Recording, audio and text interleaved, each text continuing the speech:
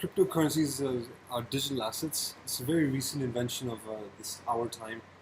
I think it's a gift from the tech geniuses to us because they've solved quite a lot of economic, uh, monetary, and legal issues along with with following their inventions. Just in 2009, Satoshi Nakamoto, an anonymous person, introduced the concept of Bitcoin to us, and um, it explains the uses and how we can get involved with Bitcoin.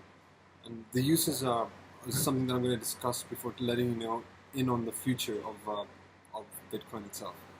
Um, Firstly, cryptocurrency, as the name suggests, is money. Bitcoin is money.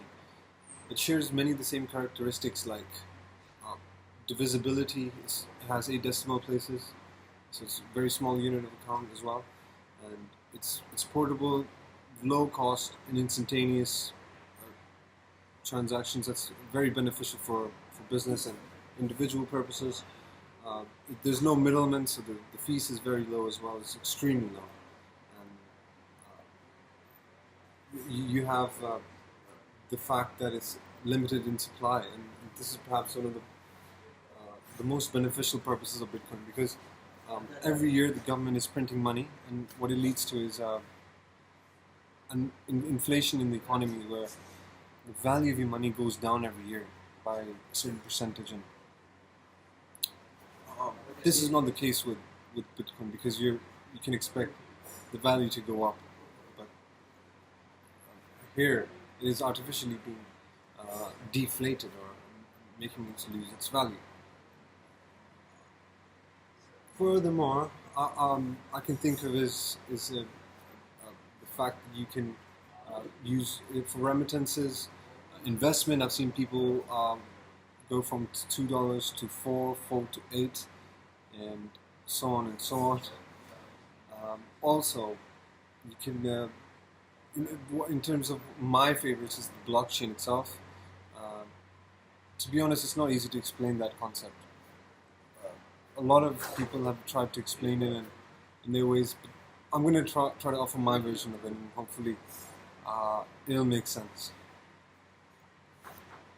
Think of it as a Twitter account, where you can broadcast messages, have your messages being sent. Your followers have reading your messages, and you can read theirs.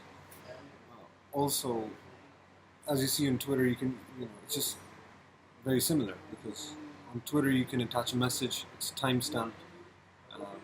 You have a usernames, and instead of usernames, we've got replaced a codes, public keys. So it's all encrypted. It's not your name; it's your public key. And this is all permanent, by the way. This is all like if it's theirs, theirs. You can't change it. It's non-tamperable. This essentially, gives us a lot of applications that Bitcoin and blockchain can be useful for. Just imagine for contracts, you've got a lot of land registration. The Patwari system where land record is kept by hand. And you can move this on the blockchain and it's stored forever. There's a local Pakistani startup, in fact, they are coming up with a way to, with the name to move all the university degrees of the qualified students onto the blockchain, so it's there and stored forever. Also, I can think of many other use cases of blockchain for the future. We've got a anti-corruption because it's transparent as well.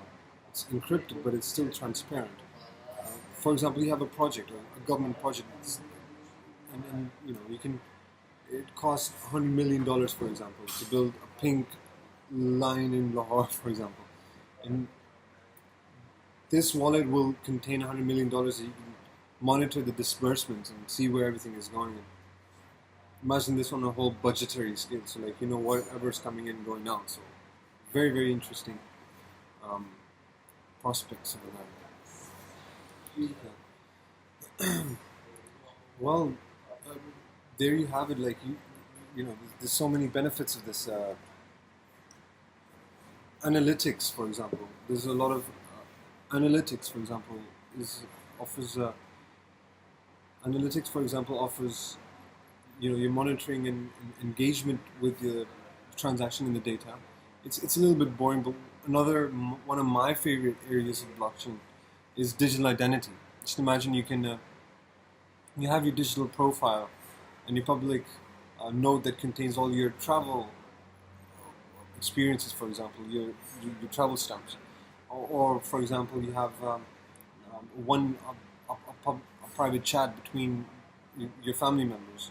It's stored there forever, or for various purposes. The digital identity can have very massive implications, like logging in and stuff. So these.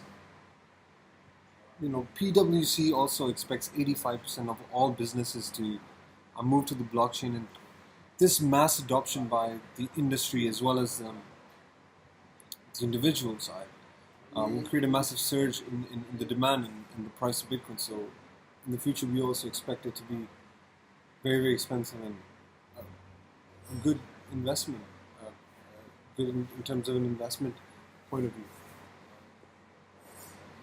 There you have it. Get some Bitcoin. Thank you.